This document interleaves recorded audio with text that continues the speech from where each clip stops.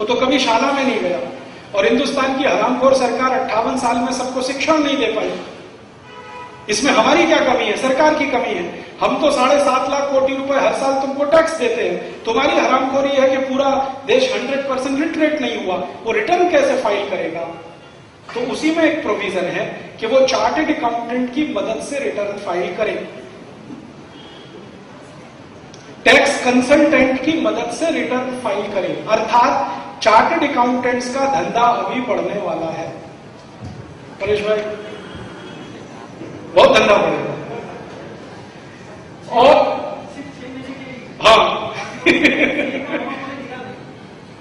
अभी इनका धंधा थोड़ा बढ़ेगा क्योंकि हर व्यक्ति आएगा, रिटर्न फाइल कराएगा तो फीस देगा, उनका बिजनेस बढ़ेगा, टैक्स कंसल्टेंट का बढ़ेगा। तो ये क्लास थोड़ा बैठ के सपोर्ट में आ गया इसी एक छोटे से प्रोविजन से। लेकिन इससे तकलीफें कितनी होने वाली है उसका अंदाजा ना सरकार को है और ना उस व्यक्ति को है जिसके ऊपर ये आने वाले है। तो आप टैक्स भले मत दीजिए, रिटर्न फाइल करिए। और रिटर्न फाइल करिए माने कानूनी कार्यवाही पूरी करिए। और रिटर्न फाइल करने के लिए आपको हर चीज लगेगी। जैसे इनकम टैक्स रिटर्न फाइल करते हैं ना, तो आपको सब कुछ देना पड़ता है। आपकी बिक्री कुल कितनी हुई, आपने कितना कमाया है। भले आप टैक्स नहीं भर रहे हैं लेकिन आपको बताना पड़ेगा। माने आपकी सारी इनकम सरकार की नजर में है और वो नजर में रखने का एक ही उद्देश्य है, आज नहीं तो कल सरकार उस पर डाका डालने वाली है। कुछ भी इनकम छोड़ने वाली नहीं है आपके हाथ में। नेक्स्ट,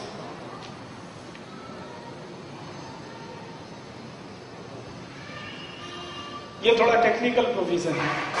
सरकार का एक व्हाइट पेपर आया, उसमें जो लिखा वो सभी राज्य सरकारों ने कानून बना दिया।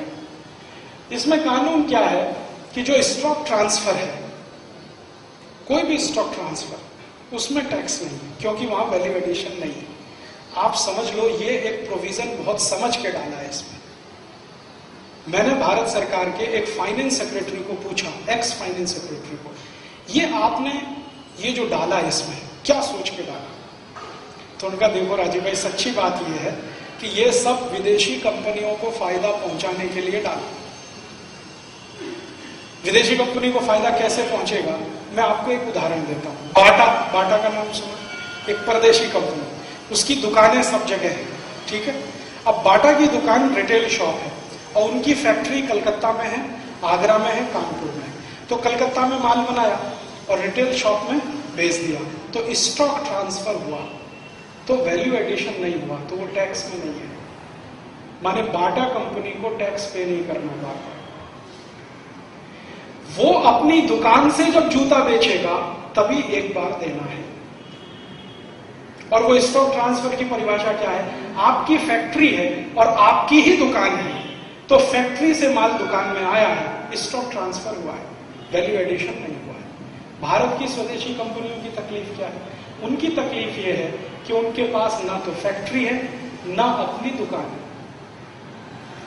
बहुत सारे भारतवासी तो सब कॉन्ट्रैक्टरशिप पे काम करते हैं और करवाते हैं, उनकी अपनी कोई दुकान नहीं, तो उनको दूसरों की दुकानों से माल बेचना है, तो माने उनको तो कुछ भी करना है तो उसमें वैल्यू एडिशन होना है, तो उनको तो टैक्स पे करना ही करना है।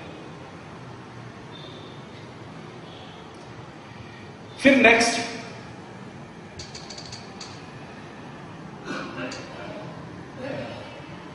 ये एक टेक्निकल प्रोविजन है, डेट का उसमें चक्कर है कि जो दिन से कानून लागू होगा उसके हिसाब से वो सब है, वो इतना इंपॉर्टेंट नहीं है। फिर इसके बाद कंपोजिशन स्कीम है। कंपोजिशन स्कीम बहुत बड़ा फ्रॉड है, इसमें बहुत बड़ा फ्रॉड है। फ्रॉड क्या है? जिनको कंपोजिशन की सबसे ज्यादा आवश्यकता है उसको ही उसमें से डिलीट कर दिया। इनको कंपोजिशन स्कीम नहीं मिल सकती, और जिनको कंपोजिशन स्कीम नहीं मिल सकती उसकी लिस्ट में बताऊंगा अभी थोड़ी देर, तो आपको पता चलेगा कि फिर मिलेगी किसको। पूरा व्यापारी वर्ग जो इस देश में है उनमें से मात्र 1% से भी कम लोगों को कंपोजिशन स्कीम का फायदा मिलेगा, बाकी किसी को नहीं। लेकिन वो फ्रॉड करके फंसा जरूर लिया आपको कंपोजिशन स्कीम के नाम पर। बहुत व्यापारी ये कहते हैं हम वैट पे नहीं जाएंगे, हम तो कंपोजिशन में चले जाएंगे। उनको मालूम नहीं है कि उनमें से बहुत लोगों का बिजनेस कंपोजिशन के बाहर है।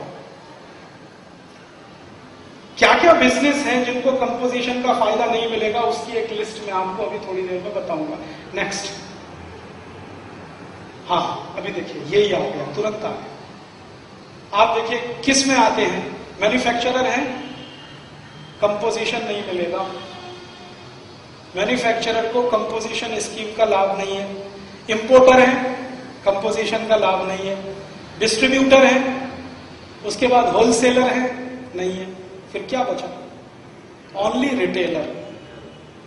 और रिटेलर में भी उन्होंने डिफाइन कर दिया है कि जो रिटेलर रीसेल नहीं करेगा उसी को कंपोजिशन स्कीम में जाने का रास्ता है। मुश्किल से 0.5% व्यापारी बचेगा इसमें, बाकी सब आने वाले हैं। तो इसलिए इसका लाभ कोई ज्यादा किसी को नहीं है, लेकिन ज्यादा व्यापारियों को सरकार ने फंसाया ये कंपोजिशन स्कीम नाम देके।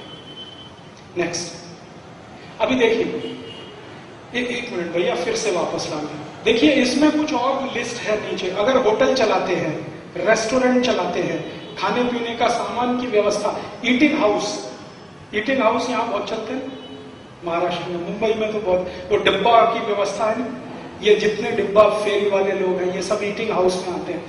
Restaurant, eating house, hotel, refreshment room, caterers हैं, बेकरीज, इतने सब लोगों के लिए सेपरेट स्कीम करनी है कंपोजिशन की, अभी तक आई नहीं है। कह रहे हैं कि हम करेंगे, लेकिन उसमें भी कोई इफ और बट लगाएंगे और उसमें फंसाएंगे फिर। नेक्स्ट,